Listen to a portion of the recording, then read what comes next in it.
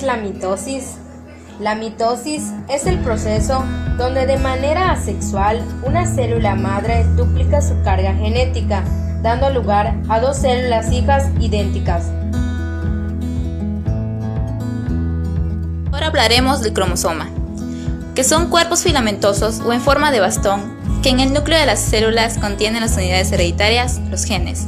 Ahora las partes del cromosoma, que contienen un brazo corto, un brazo largo, una porción céntrica llamada centrómero, en el cual dentro está el cinetocoro.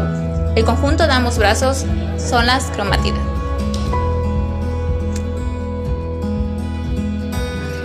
Enseguida hablaremos del ciclo celular interfase. Esta está conformada por tres periodos: G1, S o síntesis, y G2. G1, periodo de crecimiento activo del citoplasma. S o síntesis, fase donde se replica el ADN.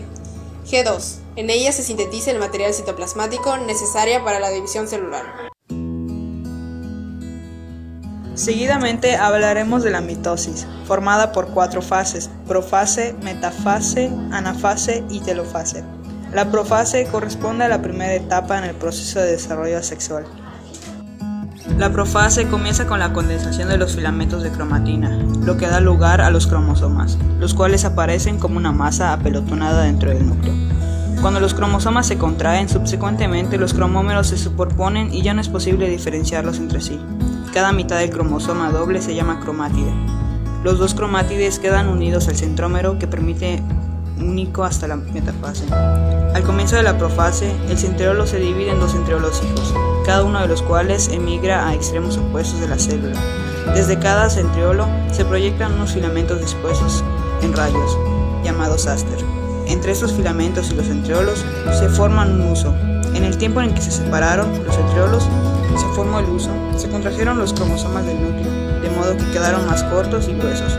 En este momento es evidente su dualidad, antes dudosa. Metafase.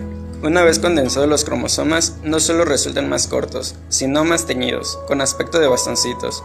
Desaparece la membrana nuclear y entonces los cromosomas se disponen alineados en el plano ecuatorial del huso que se formó a su alrededor.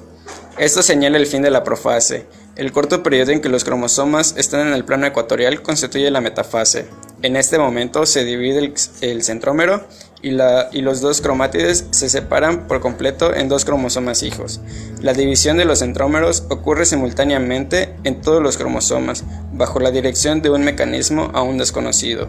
Sin embargo, estos tiempos varían mucho según los tejidos y las especies. Se sigue con la anafase.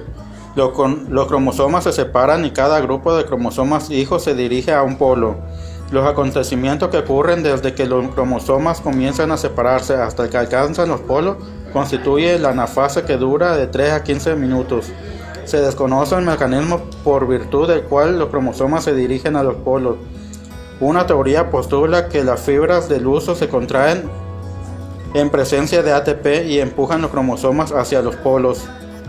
Por adición del ATP puede provocar la concentración de husos aislados de las células próximas a dividirse. Con ayuda de las fibras del huso, todo un grupo de cromosomas hijos se reúne en un polo y todos los demás van al opuesto. Los cromosomas que se desplazan hacia los polos suelen adoptar formas de V, con el centrómero en el vértice señalado hacia el polo. La fuerza sea cual sea, se desplaza al cromosoma hacia el polo, se aplica al centrómero.